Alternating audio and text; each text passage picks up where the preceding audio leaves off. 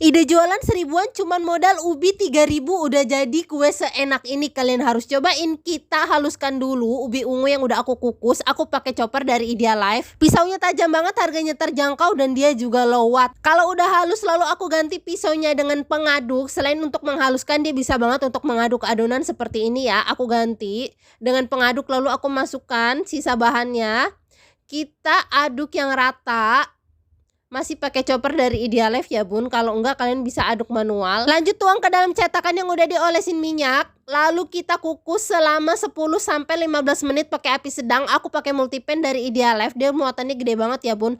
Lalu kita siapkan bahan keduanya, masukkan, kita aduk yang rata. Lanjut kita tuang ke atas lapisan yang satu tadi. Tuang yang rata ya, lalu kita kukus lagi selama kurang lebih 15-20 menit. Sesuaikan kompor masing-masing, kalau belum matang ditambah lagi waktu ngukusnya. Nah udah matang kita angkat, tunggu dingin terus kita keluarin. Jadi deh talam ubi ungunya, cantik banget kan? Ini bisa banget buat ide jualan seribuan juga laris manis. All cookware beli di Idealife.